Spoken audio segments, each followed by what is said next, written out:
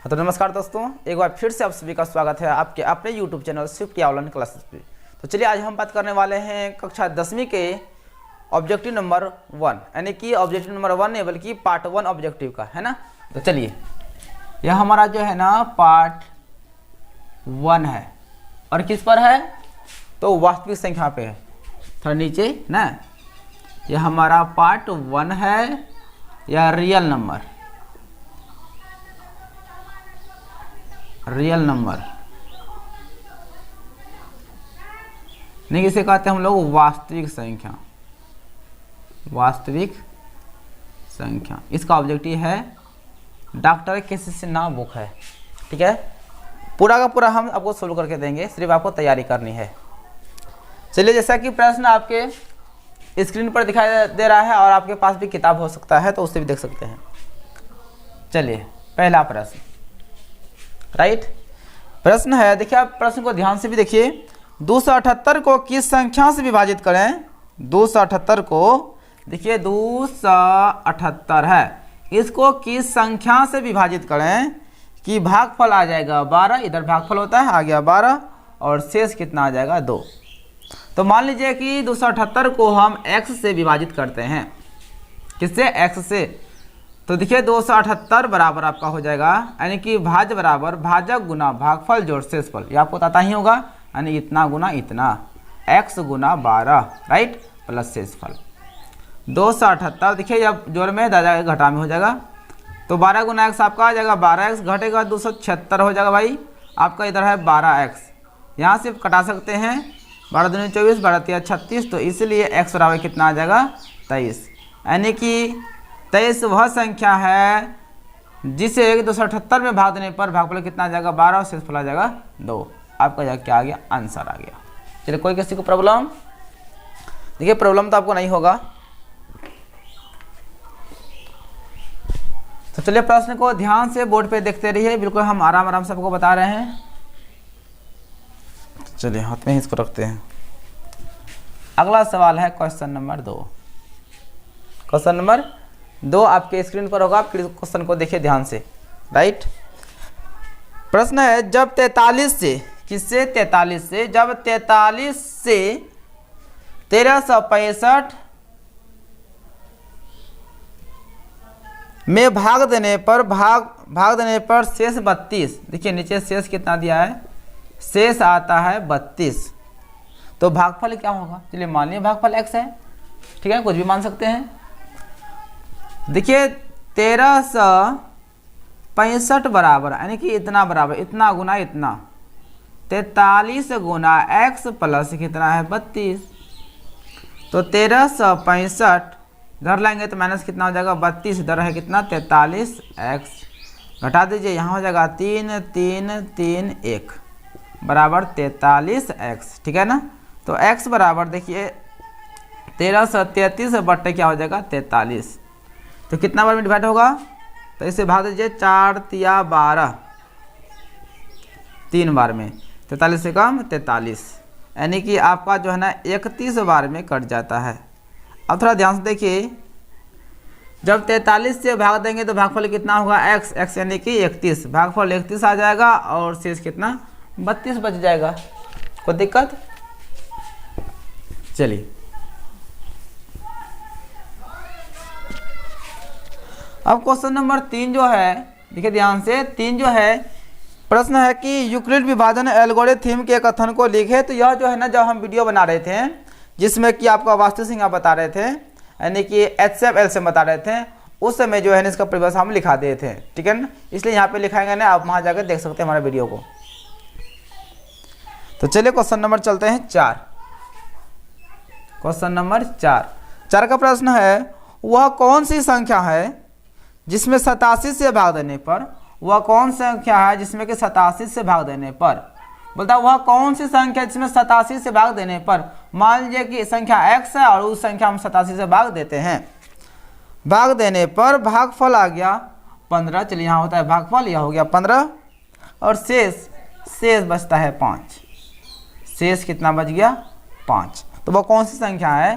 तो हम सिंपल से जानते हैं कि x बराबर यानी कि भाज्य बराबर भाजक गुना भागफल, यानी कि 87 गुना 15 जोड़ शेषफल x बराबर 15 70 होता है तो कितना हो गया 15 75 15 6 90 15 70 105 बचा कितना 10 15 28 120 और 10 130 हो गया आपका, है ना, हो गया 5। तो x बराबर कितना आ गया 5 5 10 की 0 1, तो आपका इतना आ गया। कहने का अर्थ यह हुआ दोस्तों कि 1310 में अगर हम 87 से भाग देंगे तो भागफल आपका आ जाएगा 15 और शेष आ जाएगा कितना 5 आ जाएगा। ओके, चलिए एकदम आराम से समझिएगा, कोई हड़बड़ नहीं है। अगर एक बार समझ में आए दोबारा वीडियो को देखिएगा रोक रोक के, ठीक है ना, बिल्कुल समझ में आएगा। दो धनात्मक पूर्णांकों a और b के लिए, देखिए धनात्मक पूर्णांक दो a और b के लिए है HCF गुना LCM का मान ज्ञात करें। तो देखिए दो गो संख्याएं दी हुई, एगो a है एगो b है। तो प्रश्न कहता है कि HCF गुना LCM बटे AB का मान क्या होगा। तो देखिए जब इसका HCM LCM निकालते हैं ना, ठीक है, सिंपल है कि a को तोड़ेंगे तो a गुना 1, b को तोड़ेंगे तो b गुना 1, है ना।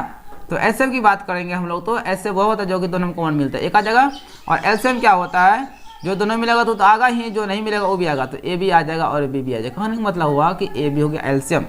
तो हमें निकालना है HCF गुना LCM, तो HCF आ गया 1, तो यहाँ लिखेंगे हम 1, LCM आपका आ गया AB, तो यहाँ लिखेंगे AB और नीचे है क्या AB। तो यह खत्म हो गया, तो कितना बच गया आपका, एक आंसर आ गया। ठीक है ना, बिल्कुल इजी प्रोसेस से सीखिए, कोई हड़बड़ नहीं है।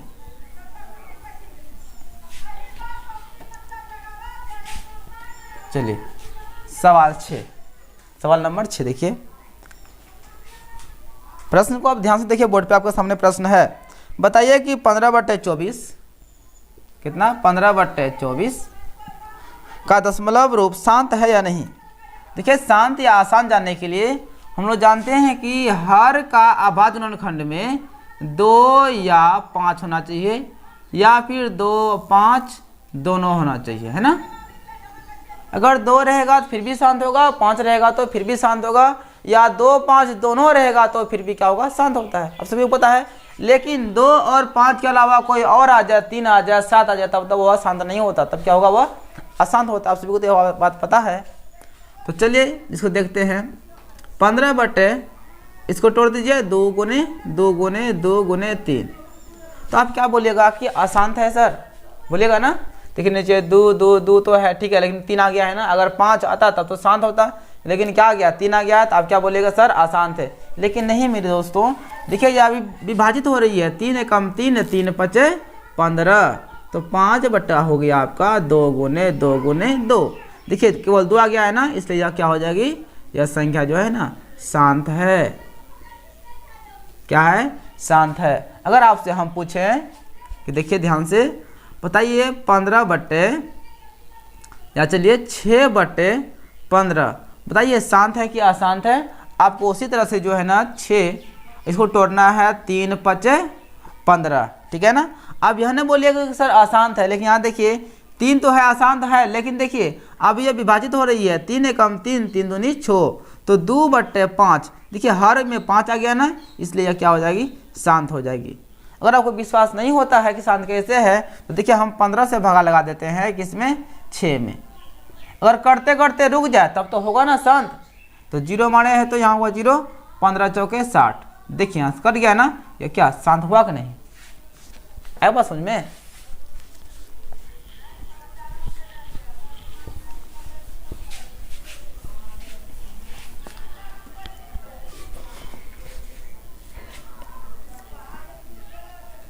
चलिए अगला प्रश्न को ध्यान से देखिए। बताइए कि एक परिमेय संख्या और एक अपरिमेय संख्या का योग एक परिमेय संख्या होती है या अपरिमेय संख्या होती है। देखिए एक परिमेय संख्या और एक अपरिमेय संख्या, कौन कौन संख्या, एक परिमेय संख्या लेना है और एक अपरिमेय संख्या लेना है, और उसका योग बताना है कि वह परिमेय होता है या अपरिमेय होता है। तो चलिए परिमेय संख्या एगो हम 2 ले लिए, 0 भी हमारा परिमेय संख्या ही है, एगो √3 या अपरिमेय संख्या है, तो कोई भी ले सकते हैं। चलिए एक परिमेय संख्या 2 हो गया, एक अपरिमेय संख्या हो गया √3, तो बताइए यह कौन संख्या, अपरिमेय है ना, क्या संख्या है, अपरिमेय। चलिए बोलते हैं 0 प्लस √3, कुछ भी ले सकते हैं, बराबर कितना √3। ये भी कौन संख्या है, अपरिमेय ही है।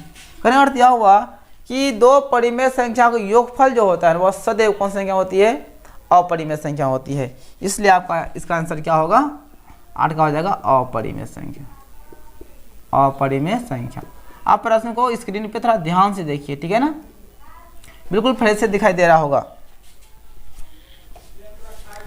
यहाँ पे देखिए दोस्तों, यहाँ पे आपका बोला है योग, अगर अंतर भी पूछता है ना तो भी क्या होता है, अपरिमेय संख्या होती है। यहाँ देखिए अंतर कर देंगे तो वह भी क्या होती है, अपरिमेय संख्या होती है। यहाँ भी अंतर करेंगे कौन संख्या होगी, अपरिमेय संख्या ही होगी, ठीक है। चलिए अब क्वेश्चन नंबर 9।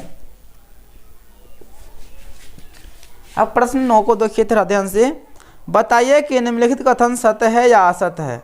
तो कथन दिया हुआ है, दो अपरिमेय संख्याओं का गुणनफल भी अपरिमेय होता है। देखिए दो अपरिमेय संख्या का गुणनफल भी अपरिमेय ही होता है। दो को अपरिमेय गुणनफल करेंगे तो क्या अपरिमेय ही होगा। देखिए एगो √2 अपरिमेय संख्या, √3 अपरिमेय संख्या, दोनों को गुना कर दीजिए तो क्या होगा, √6 हो जाएगा, अपरिमेय संख्या हो गया। तो देखिए ध्यान से 2√2 गुना √2, तो देखिए ये भी अपरिमेय है, ये भी अपरिमेय है, गुना करेंगे तो यहाँ 2, इससे 2 हो जाएगा बाहर, 2 दूनी 4, तो क्या अपरिमेय हुआ। प्रश्न कहता है कि दो अपरिमेय संख्याओं का गुणनफल भी अपरिमेय होता है, नहीं होता है, कभी अपरिमेय होता है तो कभी परिमेय होता है। इसलिए क्या बोलेंगे, कथन असत्य है। क्या हो जाएगा, कथन असत्य है, कथन असत्य है।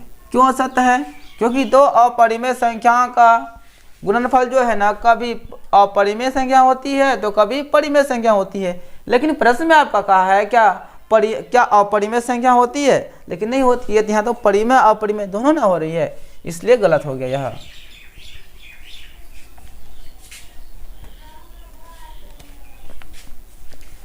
चलिए क्वेश्चन नंबर 10 की बात करते हैं। 10 में है 2 प्लस √3। आपकी स्क्रीन पर प्रश्न होगा, आप चिंता मत कीजिए, देख सकते हैं। अगर आपके पास किताब होगा तो अच्छी बातें हैं। तो बताइए कि 2 प्लस √3 परिमेय है या अपरिमेय है। तो आप बोलिएगा सर ये अपरिमेय है, बिल्कुल अपरिमेय है, इसमें कोई बात नहीं है बड़े की बात।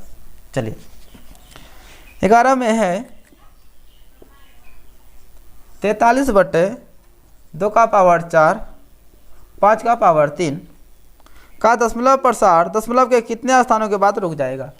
जब इसका दशमलव प्रसार निकालेंगे तो इसका दशमलव प्रसार जो है ना कितने अंकों के बाद जाके रुक जाएगी, ठीक है ना। तो अगर आप हमारे पहले वाला वीडियो देखे होंगे फेसबुक पर, ठीक है ना, फेसबुक पर भी हम लाइव आते हैं, अगर वहाँ देखे होंगे तो वहाँ पता चला होगा कि 4 अंकों के बाद, कहने का अर्थ हुआ कि अगर हर का गुणनखंड करेंगे और जो सबसे बड़ा घात होगा वही होगा हमारा आंसर होगा। यानी कि हर कितना है, 2 गुना 5 है ना, है, इसका घात है 4, इसका घात है 3। जो हर का सबसे बड़ा घात होगा उतने अंक के बाद दशमलव प्रसार रुक जाती है। तो यहाँ पे सबसे अधिक घात कितना है, 4 है ना, इसका मतलब हुआ 4 अंकों के बाद, 4 अंकों के बाद रुक जाएगी, ठीक है। अब इसको भाग देके भी देख सकते हैं। चलिए 3/2 का पावर 6 गुना 7 का 5 ही लेना पड़ेगा, 5 का घात हो गया हमारा मान लिया 8। तो बताइए तो कि दशमलव प्रसार कितना अंकों के बाद रुक जाएगी। तो सबसे बड़ा घात कितना है, 8 है ना, तो बस 8 अंकों के बाद, कितना अंकों के बाद, 8 अंकों के बाद रुक जाएगा। समझ गए।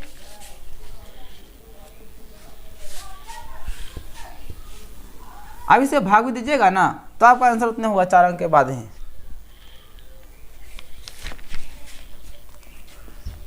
अब चलिए क्वेश्चन नंबर 12 का सवाल है। संख्याओं 50 और 25, दो संख्या दी हुई है, एक 50 है और एक 25 है, ठीक है। का एचसीएफ और एलसीएम का गुणनफल बताइए। तो क्या कहता है कि एचसीएफ गुना एलसीएम का गुणनफल क्या होगा, यानी एचसीएफ और एलसीएम का गुणनफल क्या होगा। तो हम लोग जानते हैं कि संख्याओं का गुणनफल के बराबर होता है, संख्याओं के गुणनफल।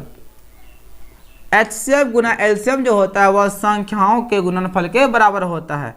तो संख्या गुना कर देंगे ना तो हमारा क्या होगा, एचसीएफ एलसीएम का गुणनफल का मान निकल जाएगा। 25 पंचे 125, 1250 आपका आंसर आ जाएगा। ठीक है, अब चलिए क्वेश्चन नंबर 13। परिमेय संख्या 4/75 का दशमलव प्रसार शांत है या अशांत आवृत्ति ज्ञात करें, है ना।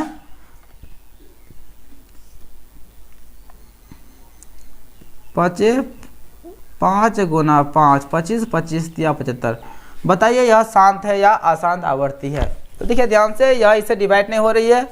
नीचे हर में कितना गया है, 5 5 और 3 आ गया है ना। अगर 3 आ गया तो कौन संख्या हो जाएगी, अशांत आवृत्ति। अशांत आवृत्ति हो गया। अगर यहाँ से 3 नहीं रहता तो ये तो शांत हो जाता, लेकिन यहाँ पे 3 है तो क्या हो गया, अशांत आवृत्ति संख्या हो गई। चलो, कोई दिक्कत किसी को, दिक्कत नहीं होता होगा, ठीक है ना। एकदम आराम से सीखना है। पूरा जो है ना किसी से ना मैथ का हाँ ऑब्जेक्टिव बता ही देंगे, ठीक है ना, पूरा A to Z। इसलिए जो है ना मेरा पूरा का पूरा वीडियो शुरू से अंत जरूर देखते रहिएगा। अब लॉकडाउन है, ठीक है ना, तो कहीं जाना नहीं है।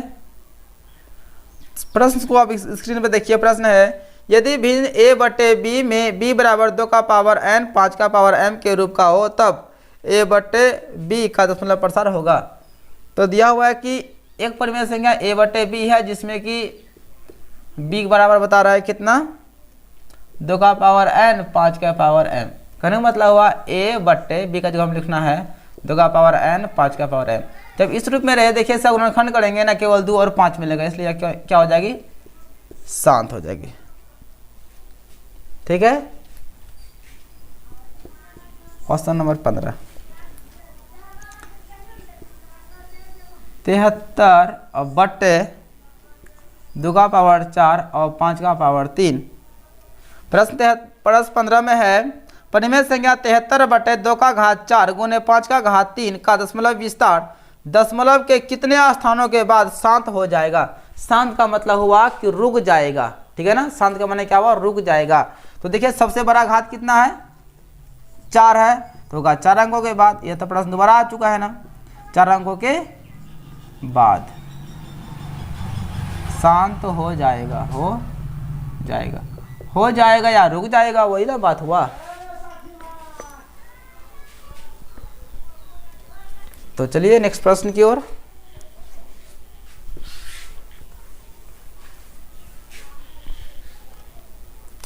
पंद्रह हो चुका, अब चलते हैं 16। 16 में प्रश्न है, 127/200 का दशमलव प्रसार ज्ञात करें। इसका निकालना है दशमलव प्रसार। तो कुछ नहीं करना है कि 200 से भागा लगा देना है 127 में। तो भाग तो लगेगा नहीं, 0 पॉइंट मारेंगे तो यहाँ क्या होगा, 0 तो 6 दूनी 12 होगा, 1200 0 7 खत्म हो गया। पॉइंट मार चुके हैं 0, तो 2 तिया 6 0 0 1 पॉइंट मार चुके, फिर आएगा 0 और 2 पंचे 10, 0 है, खत्म हो गया। तो 127/200 बराबर आ जाएगा 0.635। ठीक है, चलिए बहुत सिंपल सा सवाल है, ज़्यादा कुछ है नहीं। अब चलिए क्वेश्चन नंबर 17। प्रश्न को स्क्रीन पर आप बार बार जब हम प्रश्न को पढ़ेंगे तो आप भी कोशिश कीजिएगा कि प्रश्न को पढ़ें, ठीक है ना, अच्छा रहेगा। 625 के अभाज्य गुणनखंड में 5 का घात क्या होगा, 625 का, है ना। 625 का जब करेंगे अभाज्य गुणनखंड तो बताइए 5 का घात कितना होगा। तो देखिए जिसका घात पूछेगा, 5 का घात पूछा है ना, तो बस 5 से ही भगा दीजिएगा। अगर 2 का घात पूछेगा तो केवल 2 से ही भगा देना और किसी से भगा नहीं देना है। 5 का घात इस प्रश्न में पूछा गया तो केवल हम 5 से ही भगा देंगे। तो 5 का 5 5 दूनी 10 5 25, फिर 5 से 25 पंचे 125, फिर 5 से 5 25। तो 5 का घात 1 2 3 4 हो गया 4। तो 5 का घात 4 है, कितना है, 4 है, हो गया। अब अगला प्रश्न है 156, यानी क्वेश्चन नंबर 18 है। क्वेश्चन नंबर 18 में है 156 का अभाज्य गुणनखंड ज्ञात करें। चलिए ये भी हो जाएगा। क्वेश्चन नंबर 18, 156 का, तो 156 का निकालना है अभाज्य गुणनखंड। तो 2 7 14 2 8 16 2 3 6 2 9 18 3 कम 3 3 3 9। तो 156 बराबर 2 गुना 2 गुना 3 गुना 13। तो 2 का घात हो जाएगा हमारा कितना, 2 3 13। बस हो गया आंसर। चलिए रहने दीजिए आज इतना ही। अब जो है नेक्स्ट वीडियो में इससे आगे लेकर आएंगे। कहाँ तक हुआ, क्वेश्चन नंबर 18 तक हुआ। तो छोटा छोटा वीडियो बनाएंगे आपके लिए, ठीक है, ताकि सुविधा हो आपको भी और हमें भी सुविधा हो। तो ठीक है, तो अगर हमारे चैनल को सब्सक्राइब नहीं किया तो जल्दी से सब्सक्राइब कर लीजिए, ताकि हमारा वीडियो का प्रत्येक वीडियो का अपडेट जो है ना आपको मिलता रहेगा, ठीक है ना। तो चलिए सभी को बाय बाय, हम आप कंटिन्यू रहेंगे आपके साथ, ठीक है।